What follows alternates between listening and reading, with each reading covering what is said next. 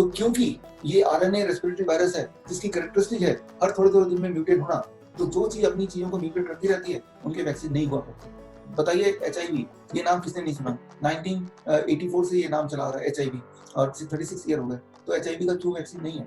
क्योंकि वो म्यूटेट होता रहता है। तो आपको समझ आ गई बात कि इसकी वैक्सीन हो नहीं सकती। लेकिन एक वैक्सीन कोई ले आएगा, क्योंकि वैक्सीन के अंदर क्या है किसी को नहीं पता और आपकी बॉडी में लगा भी देगा। उसके बाद भी कोरोना वायरस हो जाएगा तो बोलेगा कि ये म्यूटेट हो गया, जैसा अक्सर बोलते हैं। H1N1 में भी यही हुआ था कि वैक्सीन ले आए, लगा भी दिया, उसके बाद भी H1N1 हो गया। ज़ाहिर-सी बात है कि म्यूटेट हो गया, म्यूटेट होने के बाद नया वायरस बन जाता है वो। तो इसकी वैक्सीन कभी आ नहीं सकती because of this fundamental reason. और लेकिन उसके बावजूद भी जो भी कुछ आएगा उसी को वैक्सीन का नाम देके, जिस तरह से अभी दवाइयों का एक्सपेरिमेंट चल रहा है भारतीयों पे, देखिए मार्च महीने से लेके अभी तक जितने भी कोरोना पेशेंट को क्वारंटाइन किया गया, उनको एक्सपेरिमेंट किए गए। एक्सपेरिमेंट के नाम पे antibiotic, antipyretic, anti malaria, anti HIV, anti Ebola, आप देख रहे हैं एंटी वर्ड आ रहा है। ये सारी दवाइयाँ एक्सपेरिमेंटल ड्रग मतलब इसका रिजल्ट क्या आएगा ये नहीं पता। जबकि इनके रिजल्ट ये तो बताते कि नुकसानदेह दवा है, लेकिन फिर भी इन पे एक्सपेरिमेंट भारतीयों में किए जा रहे थे और इससे मौतें हो रही हैं और मौतें होने के बाद फिर डब्ल्यूएचओ बोल रहा है इसको बैन कर दो, फिर इसको बैन कर दो। और मौतें होने से पहले भी ये पता था कि ये दवाइयाँ खतरनाक हैं। ये जर्नल में पहले से ही जाहिर था, क्योंकि ये दवाइयाँ कोरोना पे कैसे काम करेगी ये तो नहीं पता था, लेकिन ये दवाइयों से बॉडी में कैसे काम करेगा, कितना नुकसान दे सकता है ये पता था। इसको आधार बनाते हुए मैंने कई बार बोला, आप में से जो लोग मेरे वीडियोस देखे हैं या मेरी किताब पढ़ी है corona the scandal of the millennium, मैंने कई बार बोला कि ये सारी दवाइयों से डेथ हो रही है, ना कि कोरोना वायरस से डेथ हो रही है। क्योंकि कोरोना वायरस में तो 1000 में 1 लोग मर सकता है, ऑफिशियल फिगर थी। तो 9 अप्रैल को आप अगर मेरा इंटरव्यू पढ़ेंगे गल्फ कंट्रीज का सबसे बड़ा अखबार है और गल्फ न्यूज़ में अगर आप पढ़ेंगे तो मैंने तभी बोल दिया था, check the WHO protocol and you will see it's a combination of anti malaria, antibiotic, antipyretic and even in cases of HIV drug. Why do we need antibiotic to treat what is essentially a viral fever? Even the dosage of antibiotics is also extremely high and it can often turn out to be lethal combination. ये बातें मैंने 9 अप्रैल को बता दिया था gulf news में और लोगों की मौत होने लगी। और उसके बाद यही बात अब डब्ल्यूएचओ बता रहा है जून महीने में। ये जून महीने की ये पहले 1 जून की ये रिपोर्ट देखी डब्ल्यूएचओ की। अब WHO warns over use of antibiotic for covid will cause more deaths. तो अगर आप में से लोगों के सवाल है लोग क्यों मर रहे हैं, उसका जवाब मैंने दे दिया 2 अखबार की कटिंग से। लोग इसलिए मर रहे हैं क्योंकि उनको दवाइयाँ दी जा रही हैं और ये एक्सपेरिमेंटल दवाई, एक्सपेरिमेंट मतलब भगवान भरोसे क्या होगा कुछ नहीं पता, तो इसलिए लोगों की मौत हो रही है जो मैंने बताया। और मौत हो रही तो डब्ल्यूएचओ बार बार अपना स्टैंड चेंज कर रहा है। जब मौत की खबरें आ रही हैं, कंप्लेन आ रही है उनके पास, फिर वो एक नया स्टेटमेंट डाल देते हैं जो कि आपको देखेंगे। तो ये एक ड्रामा चल रहा है और जितनी डेथ की खबर आ रही है उस डेथ से माहौल और डरावना। लेकिन ये डेथ है, ये कोरोना वायरस इसकी रिस्पांसिबल नहीं है, इसका रिस्पांसिबल है दोज ड्रग्स। तो these are the things which is happening. तो ऐसे में आपको क्या करना चाहिए, उससे पहले ऐसे में क्या नहीं करना चाहिए। एक चीज जो मैं आपको बताना चाहूंगा कि मास्क जब लगाते हैं आप, मास्क लगाया तो हम सोचते हैं कि हम कोरोना वायरस से बच गए। देखिए अभी कोरोना वायरस में सबसे बड़ा दुश्मन कौन है? 2 ही दुश्मन है, एक हवा और एक सनलाइट। फ्रेश एयर में वायरस टिकता नहीं है, सनलाइट में वो डिस्ट्रॉय हो जाता है। ये बहुत सिंपल बात है। लेकिन जब आप घर में ही रहेंगे पूरे दिन, सनलाइट से दूर रहेंगे और बंद कमरे में रहेंगे, ना तो फ्रेश लाइट है ना ही सनलाइट ना ही फ्रेश एयर है। एनीवे जब बाहर निकल रहे हैं तो आप मास्क लगा के निकल रहे हैं। यानी कि जब भी आप खांसते हैं तो बैक्टीरिया, वायरस, बहुत सारी चीजें आपके मास्क में चिपक जाती है। अगर वो एयर खांसेंगे, एयर में खांसेंगे तो वो डिस्ट्रॉय हो जाता है, लेकिन वो मास्क के अंदर है तो स्टैग्नेशन है। स्टैग्नेशन मतलब रुकावट है, रुका हुआ है, लेकिन स्टॉप। तो ऐसे में मैंने रिसर्च पेपर सारा डाला है, मैंने आपको लिंक भी बताया था इसी वीडियो के शुरू में। तो आप जाके देखेंगे कि एक इंसान एवरेज हर घंटे 23 बार अपने मास्क को एडजस्ट करता है, 23 टाइम, बिकॉज हमें आदत नहीं मास्क की। कभी नाक के ऊपर करेगा, नीचे करेगा, बोलने के लिए फिर थोड़ा नीचे कर देगा, फिर ऊपर कर देगा, फिर खिसकाएगा। तो वो जो वायरस इकट्ठा हो गया वो अपने हाथ में लगेगा।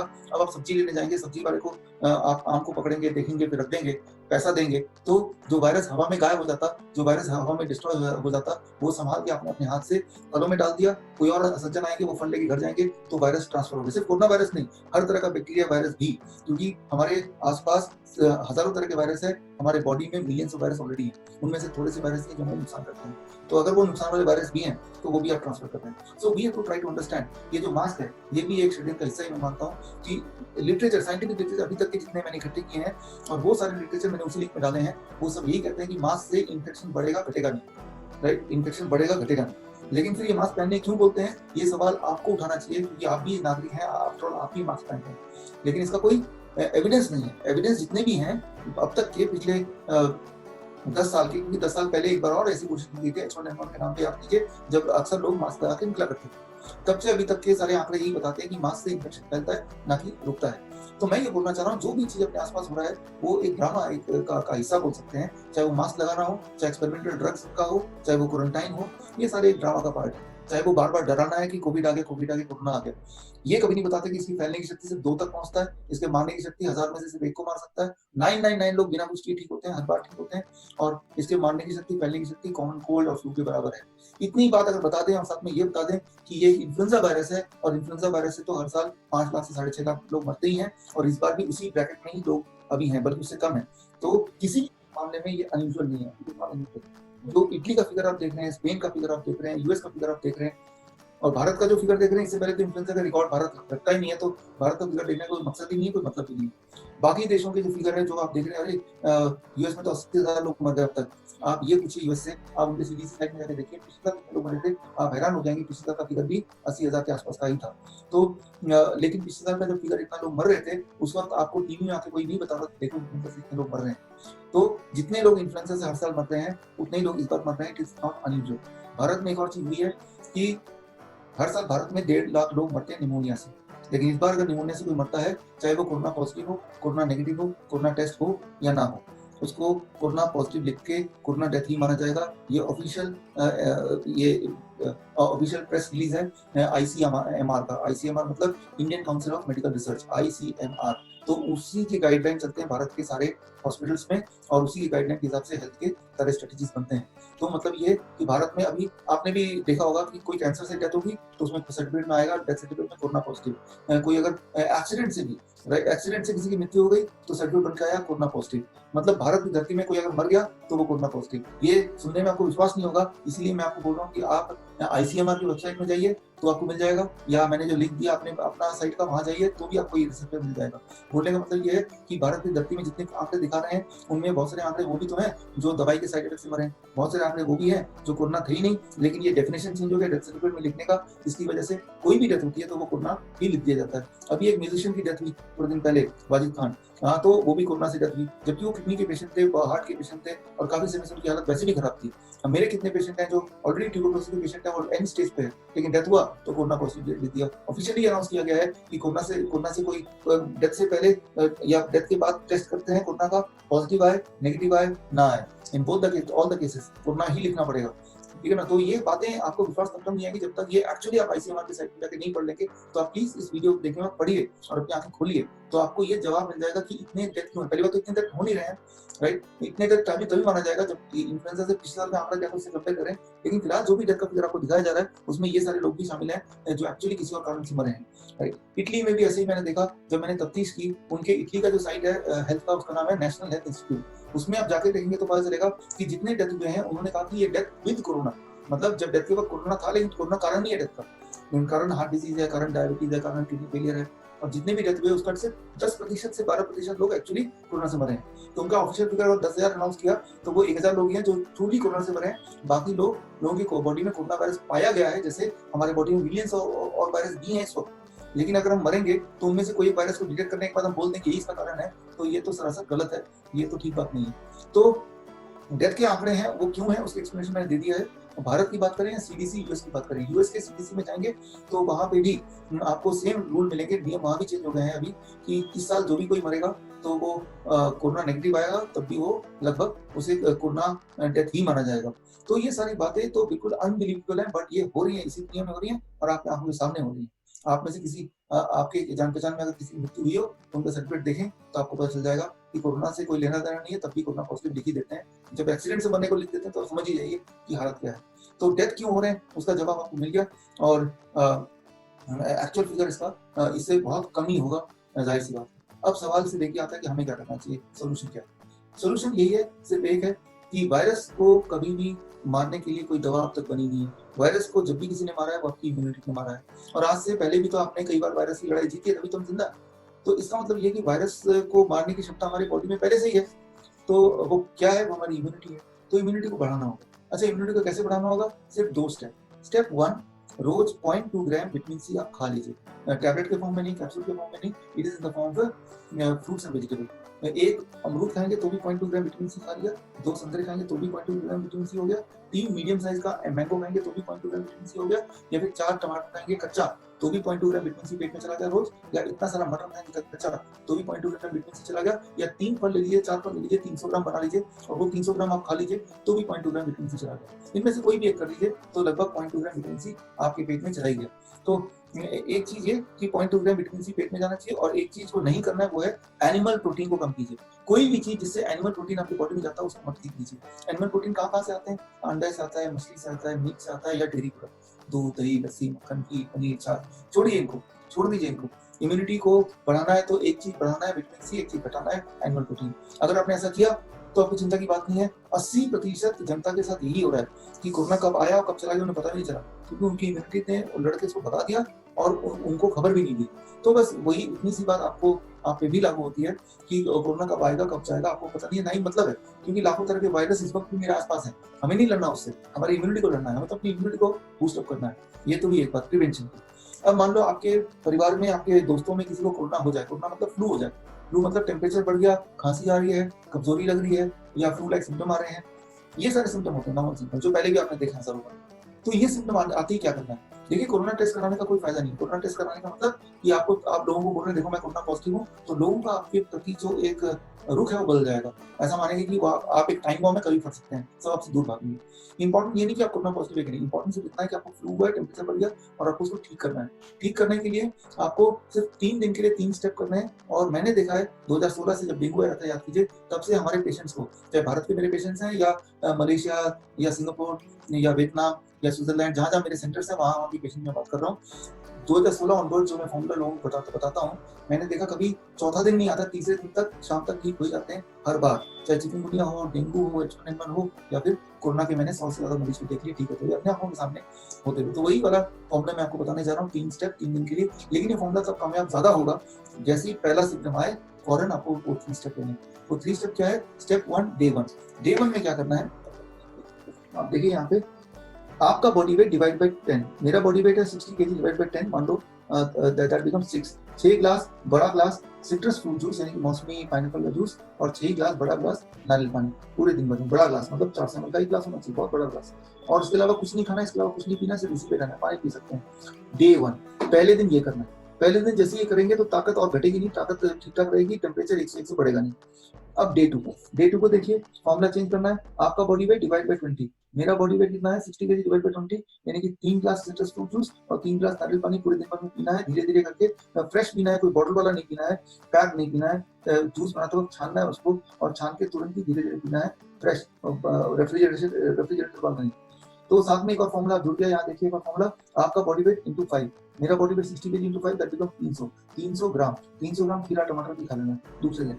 आज अगर फीवर हुआ है, आज अगर कमजोरी हुई है, आज अगर फ्लू हुआ है, तो आज का तो ये है फर्स्ट डे, फिर ये है सेकंड डे। सेकंड डे के बाद तीसरा दिन यानी कि आखिरी दिन। आखिरी दिन 12 बजे तक ये फॉर्मूला इज आपका बॉडी वेट डिवाइड बाय 30। मेरा body weight 60 KG divide by 30 that becomes 2 glass नारियल पानी और 2 ग्लास सिट्रस फ्रूट जूस 12 बजे तक फिनिश कर लेना है, पेट में होना चाहिए। लंच में वही करना है जो कल किया था आपने, यानी कि आपका बॉडी वेट इंटू 5 यानी कि 300 ग्राम खीरा टमाटर खा लेना है 60 केजी के इंसान के लिए। डिनर तक आप शॉक हो जाएंगे, सरप्राइज होंगे कि आप ठीक हो चुके होंगे डिनर तक, यानी कि आपकी टेम्परेचर नॉर्मल आ चुकी होगी, ताकत वापस आ चुकी होगी, आप नॉर्मल वेजिटेरियन खाना खाएंगे, कम नमक और कम तेल वाला।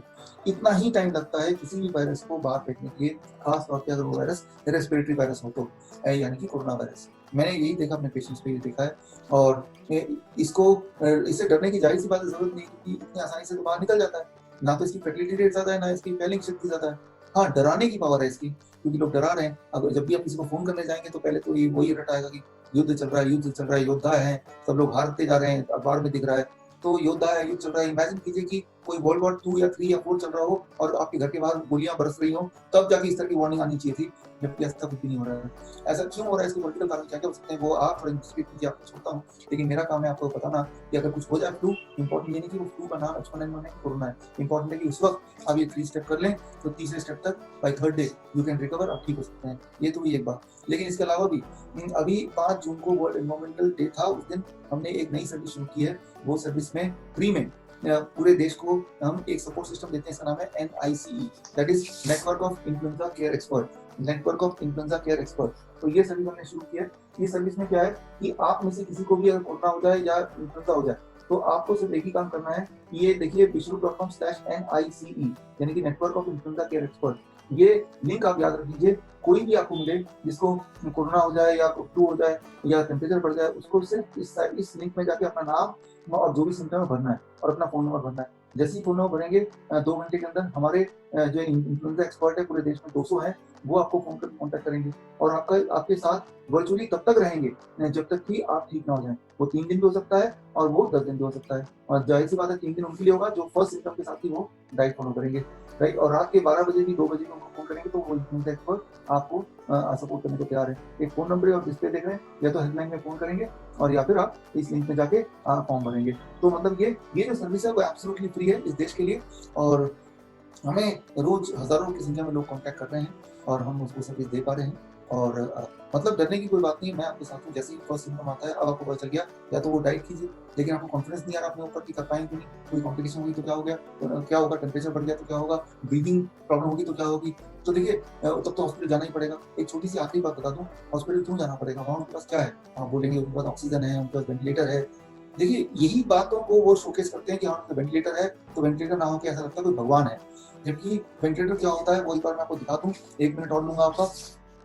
ये देखिए इसे कहते हैं वेंटिलेटर, ये एक मौत का सामान है। ये वेंटिलेटर मौत का सामान क्यों बोल रहा हूँ, क्योंकि वेंटिलेटर के जो सक्सेस रेट है कोरोना पेशेंट पे वो है 94% अनसक्सेस रेट। मतलब अगर 100 लोग कोरोना पेशेंट जाते हैं अंदर भर्ती होते हैं तो वेंटिलेटर में, तो 94 लोग तो बाहर ही नहीं आते, वैसे ही मर जाते हैं, और 6 लोग बाहर आएंगे। वो जो 6 लोग हैं उनमें से भी आधे लोग कुछ 2-3 महीने में उनकी मृत्यु हो जाती है, और जो आधे लोग बच गए हैं उनकी हालत ऐसी होगी कि वो लाइक ए डेड बॉडी, मतलब अपने छोटे छोटे काम के लिए भी वो लोगों पे निर्भर होते हैं। लोगों पे निर्भर मतलब वेंटिलेटर का मतलब कि वेंटिलेटर ही लंग्स का काम कर रही है, तो लंग्स और ब्रेन का जो कनेक्शन टूट जाता है, उसके बाद खाना खाने के लिए हाथ कैसे उठाना है, खाना को कैसे चबाना है, छोटे छोटे काम में भी उनको बड़ा स्ट्रगल होता है, नई सिरे से बॉडी सीखती है सारा कुछ।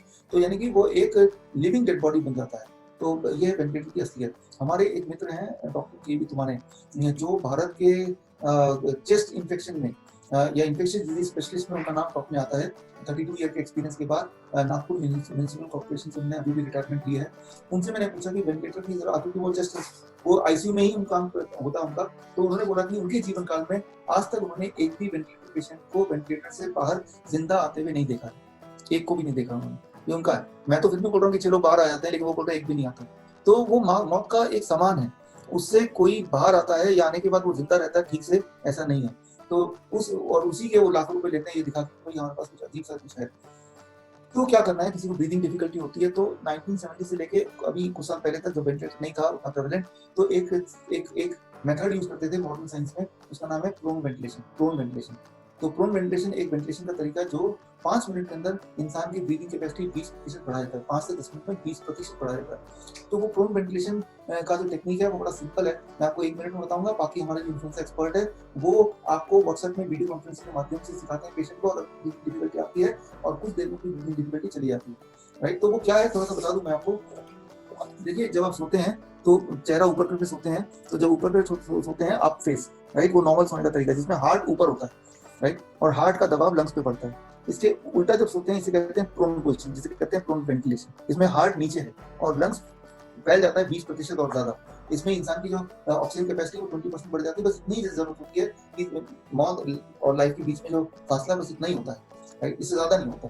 तो लेकिन इसको एग्जैक्टली कैसे करना है, कितनी देर करना है, वो बहुत छोटी बातें हैं जो इस वीडियो में बताना थोड़ा मुश्किल होगा। लेकिन बोलने का मतलब ये है कि अगर किसी को ब्रीदिंग डिफिकल्टी होती है या किसी का टेम्परेचर अनयूजुअल बढ़ जाता है, तो इन सबका सोल्यूशन, होम सोल्यूशन आपके पास ही है। और उसके लिए मैंने जो लिंक बताया, जो नंबर बताया, उसके माध्यम से आप हमारे इन्फ्लुएंजा एक्सपर्ट से जुड़ जाएंगे। वो आपके साथ तब तक रहेंगे जब तक कि आप इस कोरोना के जाल से या इन्फ्लुएंजा के जाल से बाहर ना आ जाए, इस बीमारी से बाहर ना आ जाए, जो कि 3 दिन 4 दिन में इंसान अक्सर आ ही जाता है। तो अब आपके हाथ में ताकत है, सोल्यूशन है, पावर है, नॉलेज है।